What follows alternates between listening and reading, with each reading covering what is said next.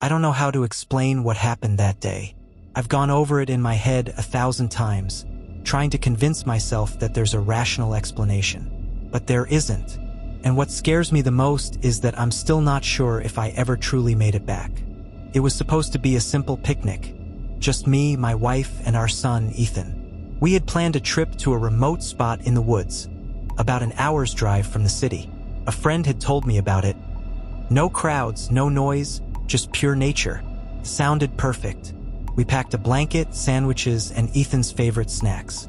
The drive was peaceful, the trees thickening as we got deeper into the forest. The place was exactly as described. Isolated, beautiful, untouched.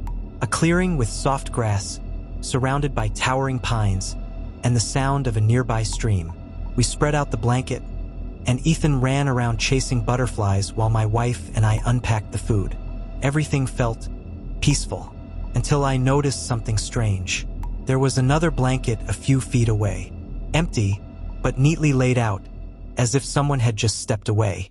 The picnic basket sat on top of it, closed. Looks like someone else had the same idea, my wife said with a chuckle. But something about it felt off. There were no footprints leading to or from the blanket.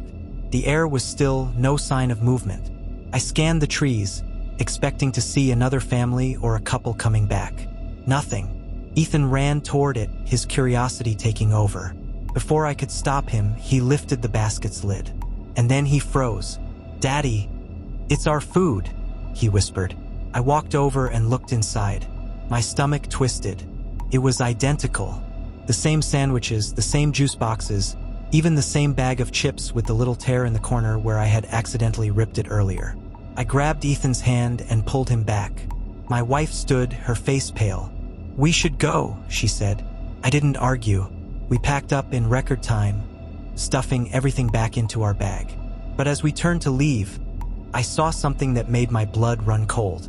Another picnic blanket, laid out in the exact same spot, identical to ours. No, it was ours. Every detail was the same, down to the slight crease in the fabric. Except we were standing right next to our actual blanket, packed up and ready to leave.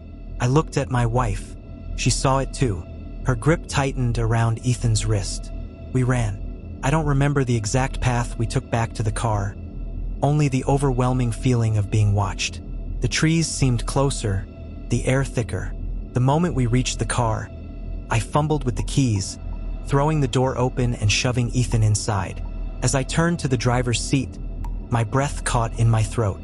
Through the trees, back at the clearing, I saw 3 figures sitting on the newly appeared blanket. They weren't just anyone. They were us. Identical copies, sitting cross-legged, eating the same food, smiling. And the worst part?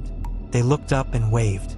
I slammed the door shut and peeled out of there so fast my tires kicked up dirt. The drive home was a blur. None of us spoke. My wife clutched Ethan the entire way, whispering prayers under her breath. When we finally got home, we rushed inside, locking every door and window. I checked my phone for the time. We had left for the picnic at 1 p.m. It should have been around 3 o'clock by the time we left. But my phone said 1:07 p.m. We had only been gone 7 minutes. I still don't understand what happened that day. We never spoke of it again, never went near those woods. But sometimes I wonder, did we actually make it back? Or are we still sitting there, trapped in that endless picnic?